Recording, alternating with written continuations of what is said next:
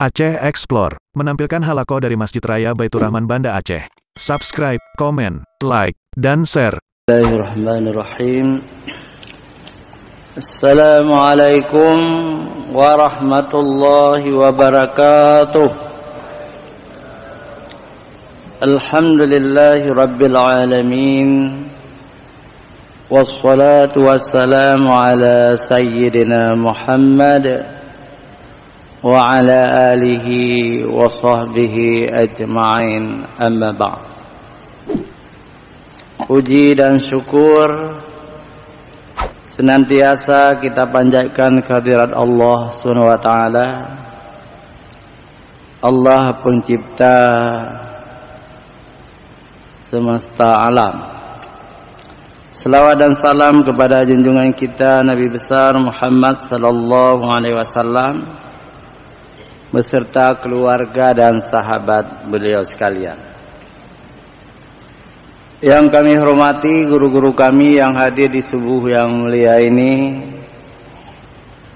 hadirin wal hadirat yang dimuliakan Allah, juga tamu-tamu kami yang hadir, yang datang dari luar kota, dan istimewa kepada para pendengar radio di mana saja berada. Mudah-mudahan di pagi ini kita mendapat lagi setetes hikmah dan ilmu yang Allah berikan kepada kita semua. Hadirin wal hadirat yang dimuliakan Allah Subhanahu wa taala.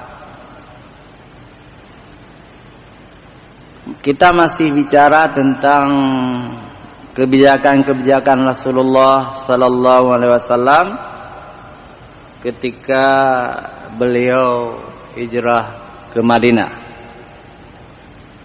Yang pernah kita sebutkan antara lain, pertama beliau membangun masjid.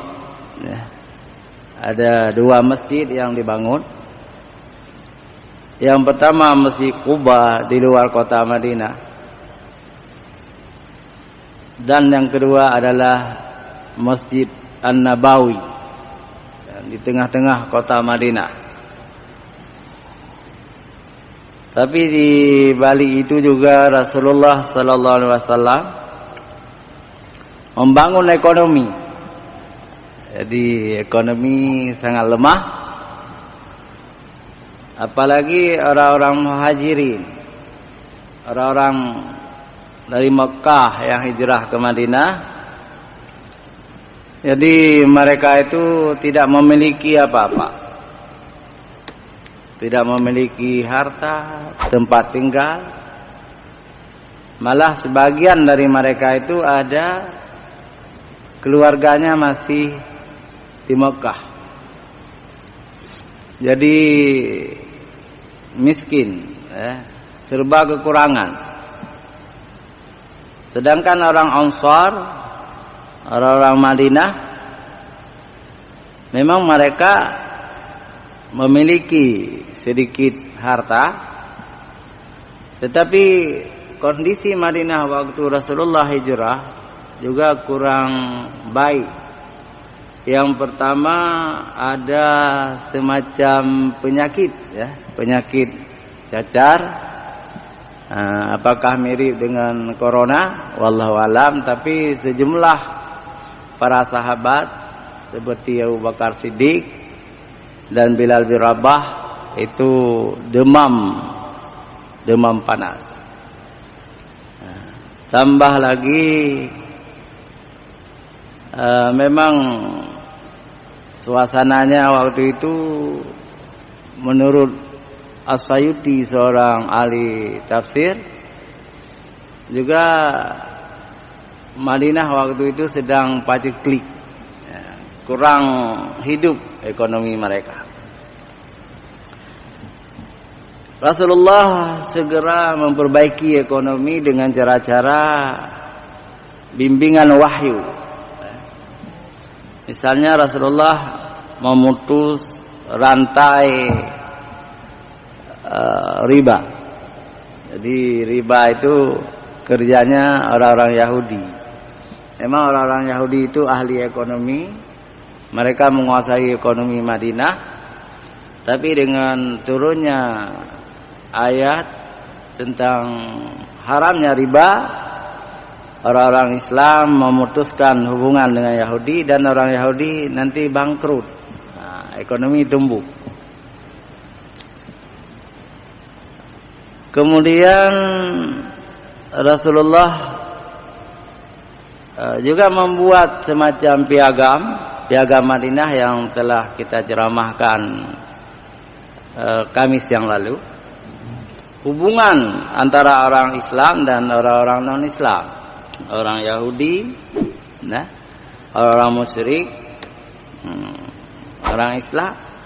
Ada satu lagi kelompok, kelompok al-munafiqun, orang-orang munafik, pura-pura masuk Islam, padahal Islam tidak masuk dalam hati mereka. Jadi mereka itu dipimpin oleh Abdullah bin Ubay bin Salul, munafik. Rasulullah sangat bijak juga. Kenapa bijak? Karena ada di antara orang-orang munafik itu anaknya orang beriman, menantunya orang beriman. Jadi kalau Rasulullah menindas terus orang munafik waktu itu, sayang anak-anak mereka. Misalnya Abdullah bin Ubay bin Salul, ada anaknya remaja, namanya juga Abdullah, Jadi Abdullah bin Abdullah, Dia itu sahabat Rasulullah yang sangat taat beragama. Maka ayahnya itu walaupun munafik tidak dibunuh oleh Rasulullah sallallahu alaihi wasallam karena Rasulullah simpati kepada Abdullah kecil. Secara psikologis, kalau dibunuh ayahnya dia akan terpengaruh, sedih, maka tidak dibunuh. Hadirin wal hadirat yang dirahmati Allah, yang sangat perlu kita kaji adalah kebijakan Rasulullah sallallahu alaihi wasallam di Madinah adalah mempersaudarakan kaum muhajirin dan kaum ansar. Muhajirin adalah orang-orang Mekah, sahabat-sahabat utama yang hijrah. Itu pengorbanannya luar biasa. Jadi mereka hijrah meninggalkan harta benda, unta, kambing, kuda, kebun kurma, harta-harta dagangan, itu sangat banyak. Sehingga orang muhajirin itu hijrah mencari ridha Allah, meninggalkan harta mereka, meninggalkan kekayaan mereka. Ada yang terpaksa ditinggalkan, ada yang dipaksa. Suhaib Ar-Rumi. Suhaib Ar-Rumi itu orang Romawi dia. Orang Romawi datang ke Mekah dagang emas ya. Dagang emas. Sehingga waktu datang miskin dia. Tapi beberapa tahun di Mekah dia sudah jadi orang kaya, pedagang emas. Dan dia menjumpai Rasulullah masuk Islam. Jadi Suhaib Ar-Rumi. Ar-Rumi itu menunjukkan orang Romawi. Rom itu Romawi. Jadi Romawi dengan Arab itu tetangga. Jadi ada Laut Tengah. Di balik Laut Tengah itu negeri Romawi. Jadi Suhaib Ar-Rumi ini pedagang emas yang sangat kaya. Kemudian dia mau hijrah dengan membawa sebanyak-banyaknya emasnya. Niat dia sampai di Madinah nanti dia berdagang lagi. Tetapi apa yang terjadi? Apa kata Abu Jahal dan kawan-kawannya? Mu'ain, dan lain-lain, orang kafir. Wahai Suhaib Ar-Rumi, kamu mau kemana? Saya mau hijrah. Saya orang Muslim. Saya mau hijrah ke Madinah. Suhaib, kamu harus ingat, waktu engkau datang ke negeri kami, kamu tidak punya apa-apa. Sekarang engkau sudah kaya raya, kamu punya emas yang banyak. Jangan engkau bawa ke negeri lain. Kamu tidak boleh pindah. Karena harta yang kamu cari itu dari kota kami, dari Mekah. Apa kata saya? Bagaimana kalau harta ini aku tinggalkan untuk kalian semua? Tapi aku harus hijrah. Oh ya, ha. Itu kan orang kafir. Ha. Kalau kamu tinggalkan emas ini berkilo-kilo ya, untuk kami, silakan kamu pergi. Ambil. Jadi Suhaib Armi meninggalkan emasnya, dia hijrah tanpa membawa apa-apa. Itu orang-orang yang mencari ridha Allah. Begitu juga Abu Bakar, itu orang kaya. Abu Bakar Siddiq itu orang kaya. Abdurrahman bin Auf orang paling kaya. Mereka tinggalkan semua hartanya demi mencari ridha Allah, mengikuti Rasulullah sallallahu alaihi wasallam. Pindah, hijrah ke negeri baru, negeri Madinah. Hadirin wal hadirat yang dirahmati Allah, lalu Rasulullah mempersaudarakan mereka. Itu ada 90 orang yang dipersaudarakan oleh Rasulullah. Sebagian mereka orang Muhajirin dan yang lainnya adalah orang Ansar. Nah, 90 orang. Dan terjadi akad persaudaraan itu di rumah Ummu Sulaim. Nah, Ummu Sulaim. Ummu Sulaim ini suaminya Malik sudah meninggal, kemudian kawin lain dengan Abu Talha. Ada anak laki-lakinya yang cukup terkenal, sahabat Nabi, Anas bin Malik. Ini di rumah Ummu Sulaim inilah, di rumah Anas bin Malik inilah akad persaudaraan itu. Misalnya Rasulullah mempersaudarakan dirinya dengan adik sepupunya Ali bin Abi Thalib, Sayyidina Ali, ya. Kemudian ada abang Sayyidina Ali ini, namanya Ja'far bin Abi Thalib, dipersaudarakan oleh Rasulullah dengan Mu'ad bin Jabal. Kemudian ada Abu Bakar Siddiq, dipersaudarakan oleh Rasulullah dengan Abdullah bin Zubair. Ada Umar bin Khattab, dipersaudarakan dengan Iban bin Malik. Abdurrahman bin Auf, sahabat yang kaya raya di Mekah, dipersaudarakan dengan Sa'ad bin Rabi' al-Ansari. Dan sampai 90 orang dipersaudarakan semua. Dan persaudaraan ini adalah persaudaraan yang tuntas, ya, yang keseluruhan, termasuk pembagian harta dan waris mewarisi. Tetapi ini hanya bertahan 2 tahun ketika Allah SWT menurunkan ayat, ya, di dalam surat Al-Bara'ah atau surat Taubat membatalkan waris mewarisi. Karena yang pantas waris mewarisi itu saudara-saudara, saudara senasab dibatalkan. Tetapi persaudaraan ukhuwah Islamiyah, persaudaraan karena iman itu tidak batal, tidak dibatalkan. Hadirin wal hadirat yang dirahmati Allah Subhanahu wa taala, ada yang kadang-kadang kita tidak habis pikir ya, terlalu luar biasa persaudaraan itu.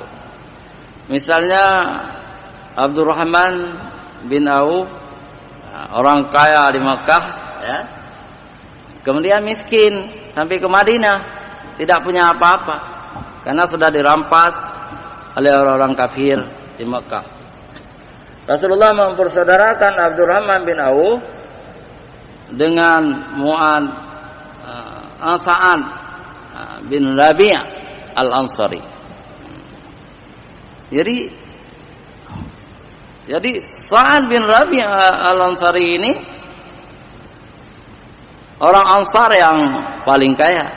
Jadi Rasulullah mencari yang sekafaah, yang sekufu. Kaya tapi bukan untuk monopoli, ya. Supaya sama-sama ahli. Misalnya di Abdurrahman bin Auf ahli dagang, seorang tujarah. Jadi Sa'ad bin Rabi' ini juga seorang ahli dagang. Secara ilmu dipersaudarakan. Memang sampai sekarang masih berlaku nih ya. Ada mungkin tidak kalau moral yang mengangang dia kasihan kan. Nah, tapi kaya-kaya. Tapi tidak dosa itu. Yang penting mereka membayar zakat, membayar pajak, memberi infak dan sedekah. Cuma Surya Paluh yang mengangang dia susah dia. Itu Ustami, saya ingin ketemu Anda di Singapura saya. Datanglah. Mampu saja mempendan ya. Ini tidak cocok dengan, tapi orang kaya sama orang kaya bisa ketemu di mana saja. Begitulah kira-kira tujuan Rasulullah mempersaudarakan yang sekafaah ya. Lalu setelah dipersaudarakan, apa kata Sa'ad bin Rabi', wahai Abdurrahman bin Auf, saya punya kebun kurma, punya uang, punya ini, punya itu, semua harta saya bagi dua dengan engkau. Dan saya punya 2 istri. Silakan engkau pilih mana yang engkau sukai. 2 istri. Supaya saya talak 3, saya talak, kemudian menunggu iddah, habis iddah saya kawinkan dengan engkau. Begitu tinggi persaudaraan itu, tinggi sekali. Kurma bisa dikasih sama orang. Tapi kalau sudah diceraikan, kalau sudah iddahnya 3 bulan berapa? 10 hari. Tapi kata Abdurrahman bin Auf, saudaraku, terima kasih. Jangan engkau berikan harta kepada saya. Tunjukkan kepada saya di mana pasar. Min aina suq. Di mana pasar? Tempat berdagang. Dan jangan engkau ceraikan istrimu itu. Jangan engkau ceraikan istrimu. Jadi ditunjukkanlah pasar oleh Sa'ad bin Sa'ad bin Rabi' ini, pasar Bani Qainuqa. Ini pasar Yahudi yang sangat maju, sangat pandai orang Yahudi berdagang di sini. Putaran uangnya banyak di situ. Kalau di Banda Aceh, pasar Aceh lah. Itu tempat berputar uang yang banyak. Jadi Abdurrahman bin Auf ini terus tiap hari ke pasar. Suatu hari menjumpai Rasulullah dengan tanda-tanda yang luar biasa. Tanda lintu baru. Pengantin. Wahai Abdurrahman bin Auf, kenapa engkau jarang ketemu saya? Ya Rasulullah, saya berdagang di pasar Bani Qainuqa. Dan alhamdulillah saya sudah nikah dengan orang lain, bukan dengan bukan dengan istri dari saudaranya Sa'ad bin Rabi, bukan, tapi dengan perempuan lain. Dan Abdurrahman bin Auf kemudian menjadi konglomerat kembali, orang kaya, sangat pandai dia mencari rezeki yang halal. Ini Abdurrahman bin Auf. Hadirin wal hadirat yang dirahmati Allah, ada satu sifat bagi orang-orang Ansar, yakni sifat mementingkan saudaranya, mementingkan orang-orang muhajirin dengan dirinya sendiri. Ya. Ini diabadikan oleh Allah di dalam Al-Quran. Nanti boleh dilihat di rumah, di dalam surat apa namanya, Taubah ayat 102. Kemudian juga dalam surah Al-Hasyr ayat 9 dan 10. Wah, bagaimana orang-orang muhajirin, orang-orang Ansar itu mencintai muhajirin. Cinta karena Allah, mementingkan muhajirin dari dirinya. Kadang-kadang mereka membutuhkan itu, membutuhkan makanan itu, membutuhkan rumah itu, membutuhkan kendaraan itu, tetapi diberikan kepada orang-orang muhajirin. Itu hebatnya orang Ansar. Maka tidak aneh kalau Allah SWT kemudian menjanjikan kepada orang-orang as-sabiqul awwalun itu, orang-orang yang pertama-pertama masuk Islam itu, orang-orang muhajirin dan orang-orang Ansar itu, muhajirin wal Ansar, dan yang mengikuti mereka, artinya orang-orang yang datang kemudian, semuanya penghuni surga.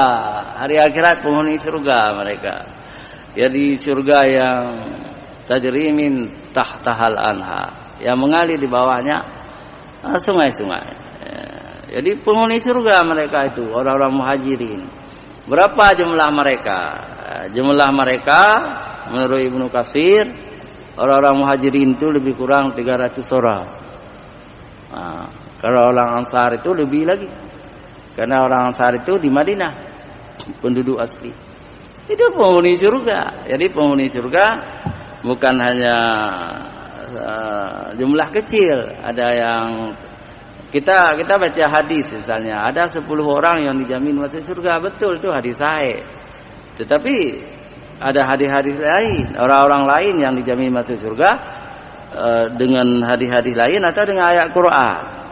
Itu tentang orang muhajirin dan orang Ansar itu dijamin masuk surga. Tentu yang niatnya hijrah karena Allah dan Rasul, mereka itu masuk surga semuanya. Tetapi kalau hijrahnya bukan karena Allah dan Rasul, walaupun orang muhajirin pun mungkin tidak masuk surga. Jadi innama amalu binniyat.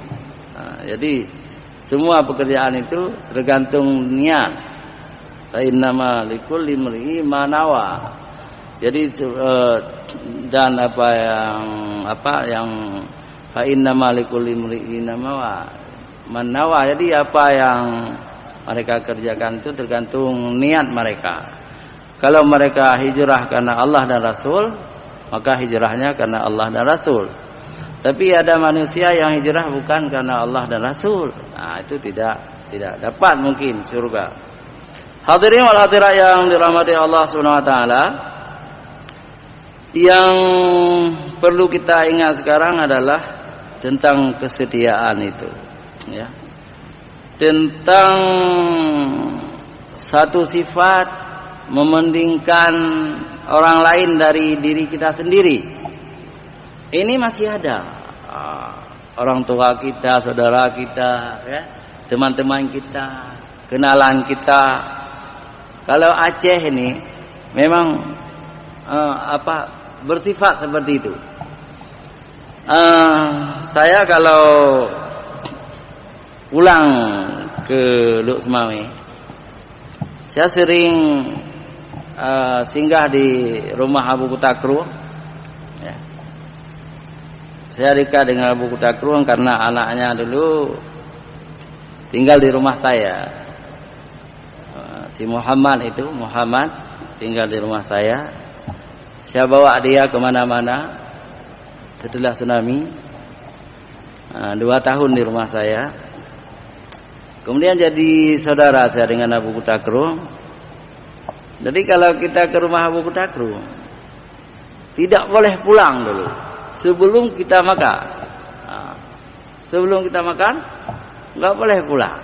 Nah, inilah yang disebut setia, mementingkan diri, mementingkan orang lain. Saya juga banyak mengunjungi ulama-ulama besar seperti almarhum Abu Telimu, Abu Dahlan Tanawabe, ya, Haji Wole. Kalau belum makan jangan pulang.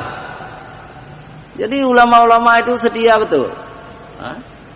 Setia ulama-ulama pimpinan pesantren itu setia luar biasa. Berapa orang kita pergi? 10 orang. Ada makanan, jangan pulang dulu, makan dulu. Gitu kan? Ini bukan bohong. Saya pernah juga singgah di rumah Tumin, Tumin Dang Belahdi. Begitu juga, nggak boleh pulang dulu, makan dulu. Orang-orang non ulama juga begitu. Masih ada di Aceh orang setia seperti itu. Itu bagus sekali, ya. Bagus sekali. Apalagi family sendiri. Kalau kita pulang kampung, geus mana bahasa Aceh. Cukup mangga tagu mana? Ayam kampung. Kakak kita, makcik kita, itu semua setia. Itu yang sifat-sifat mulia itu perlu dipertahankan. Perlu dipertahankan sebagai akhlak Rasulullah, akhlak sahabat, akhlak mulia. Jangan kikir, jangan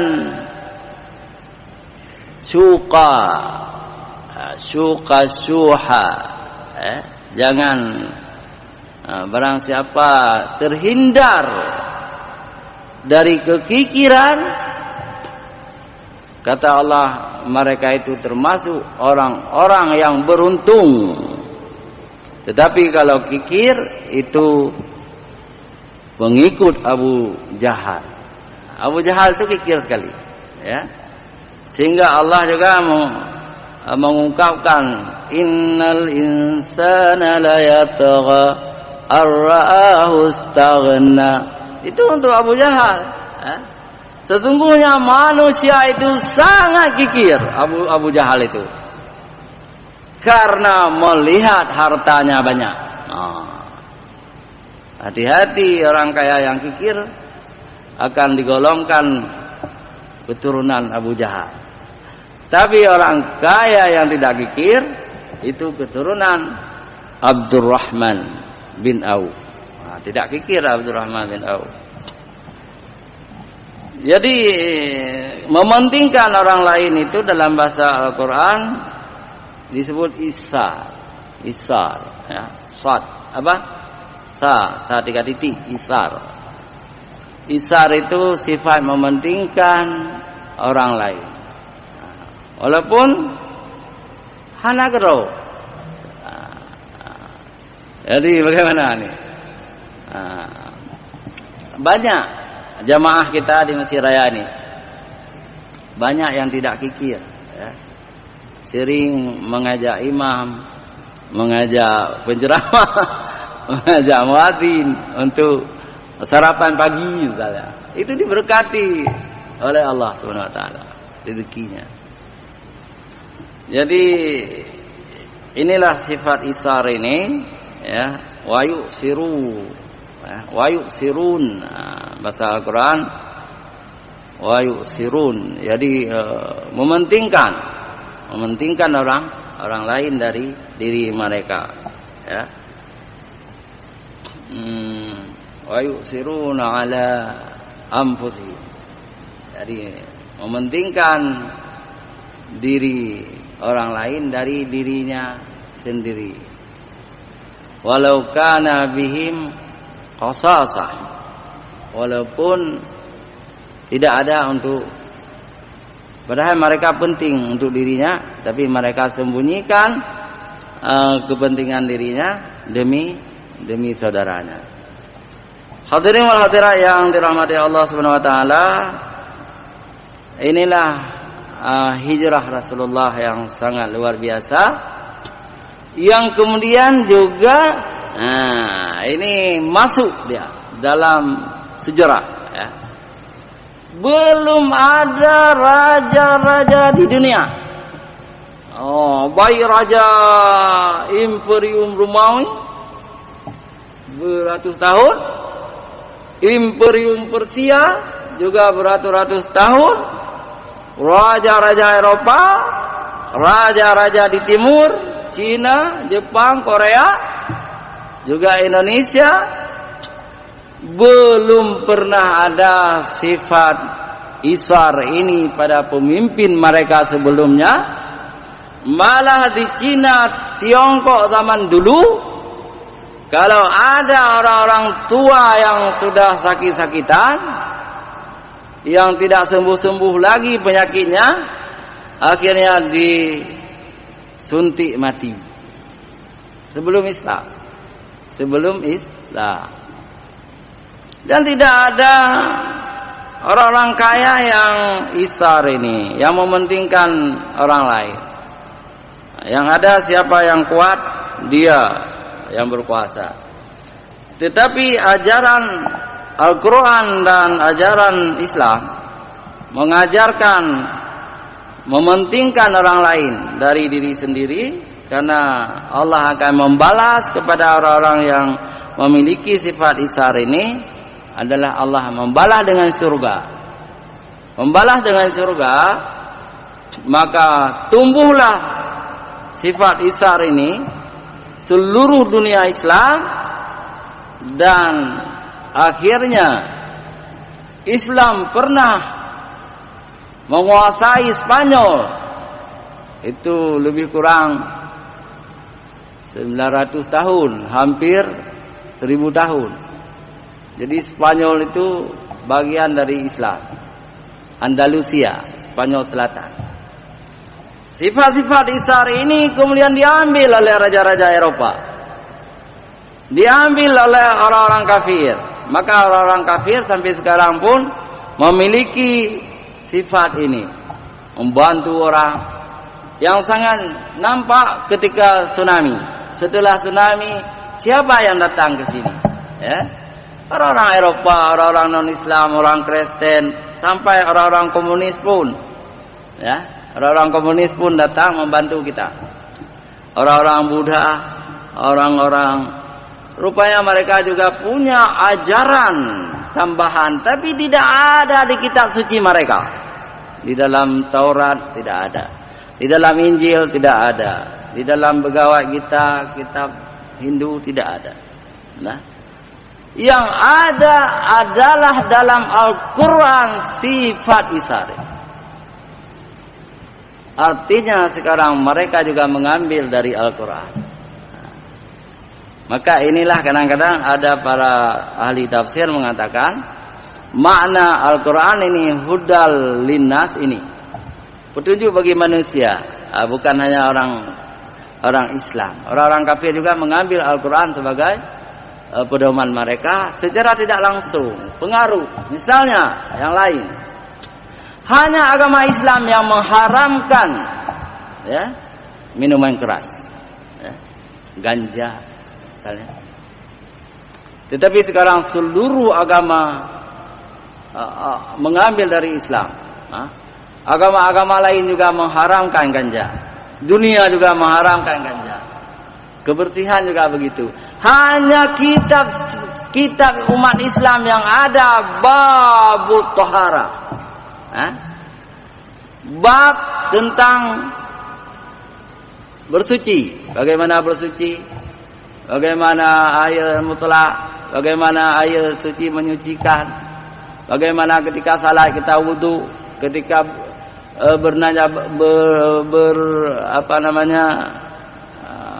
ada mandi wajib. Ini hanya ada di dalam Islam. Tetapi sekarang khitan untuk anak laki-laki juga ada di Islam. Tapi sekarang orang-orang Yahudi, orang-orang Nasrani, orang-orang Hindu, Buddha mengambil dari Islam. Ini rahmatan lil alamin.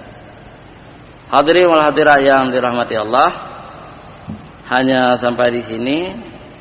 Mudah-mudahan berguna bagi kita semua. Hadanallahu wa iyyakum ajma'in. Wassalamualaikum warahmatullahi wabarakatuh.